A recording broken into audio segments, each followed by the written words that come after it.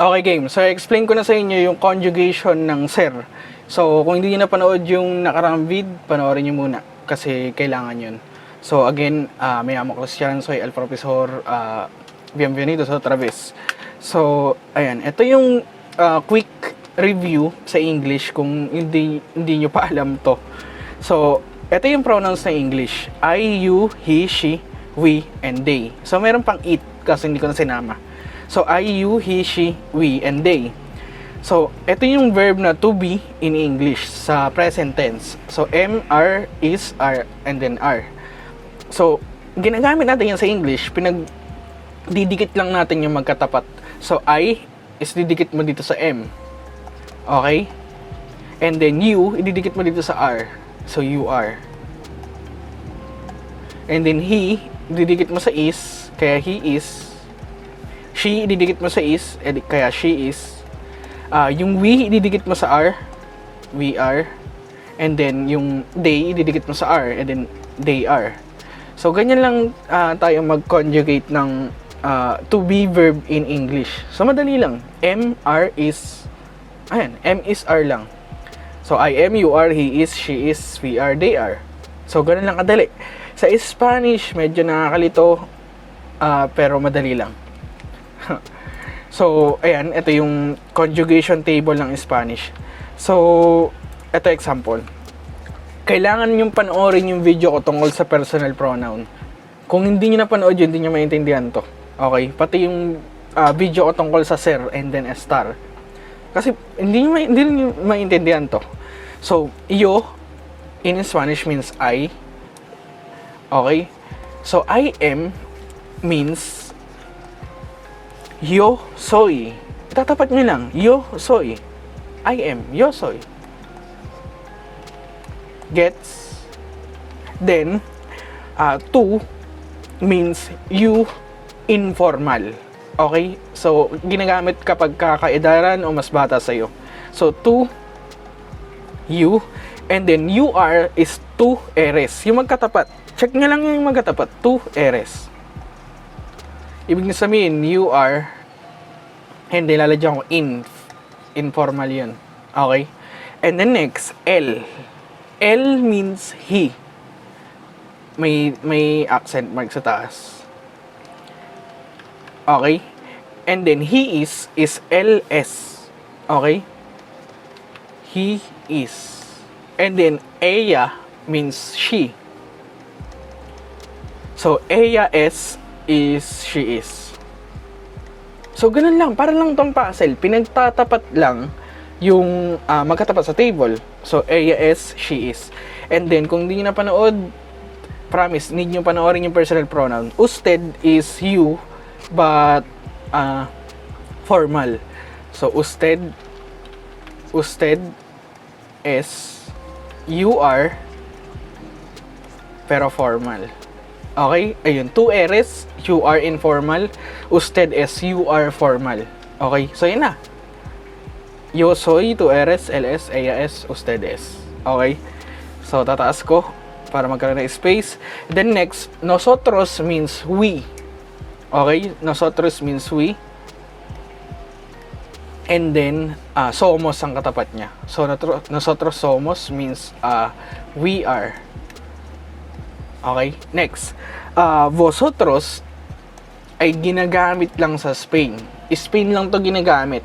Vosotros means you all. When you are addressing a group of people informally, tas marami sila. So, vosotros, ang katapat niya is sois. Pasan niya sa sulat. Sois. Okay? Vosotros sois. Ibig sabihin, you all are. Parang y'all. Okay, gets? Pero yan ay informal. And then, use lang sa Spain. Spain lang yan ginagamit. Hindi siya ginagamit sa ibang bansa. So, kung hindi kayo pupunta sa Spain, o sa ibang bansa kayo pupunta, Mexico, Brazil, etc. Ang gamitin nyo, wag nyo aranin itong vosotros. And then, last, ellos, ellas, and then ustedes. So, ellos means they, kaso puro masculine. So, ellos son ang katapat. Ito, yung katapat sa table. 6 lang naman sila. So, ellos son. means they are. Okay? Masculine. And then, ellas, puro feminine. Ellas son, they are din yun. Kaso, feminine. Letter F. Okay? And then lastly, ustedes, when you are addressing a group of people formally. So, para siyang vosotros, kaso formal. So, sasabihin mo siya sa mga taong mas matatanda sa'yo when you want to address them formally.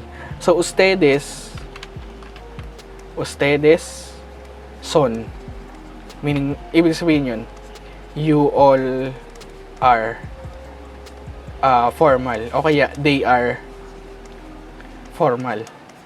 So, yun lang. Ayun lang yung conjugation. Alam niyo na, gets niyo na. Okay? So, ipataas tayo para magkasya. Ustedes son, you all are formal, they are formal. Ellas son, they are for feminine. Ellos son, they are masculine. Vosotros sois, you all are informal, ginagamit lang sa Spain. Nosotros somos, we are. Usted es, you are formal. Pababa. Ella es, she is.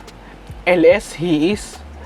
Tú eres, you are informal. And then lastly, yo soy, I am. So yun na. Suggestion ko, kabisaduhin nyo to paganto, pababa. Paganto. Paganto nyo yan, kabisaduhin. Okay? Soy RSS, somos soy son. Soy RSS, somos soy son. Soy RSS, somos soy son. Tapos, para mas makabisado nyo, i-conjugate nyo. Soy RSS, somos soy son. Yo soy, tú eres, él es, ella es, usted es. Nosotros somos, vosotros sois.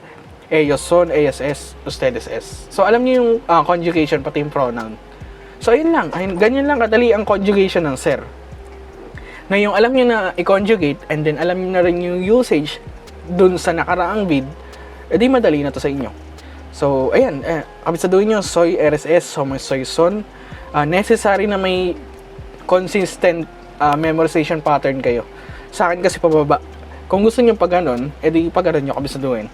Basta tandaan nyo, ayan ang English pronoun sa taas, and then yung to be verb, then etong sa ilalim yung Spanish pronoun, and then yung ser conjugated sa present tense. So ito, ser. Ser means to be.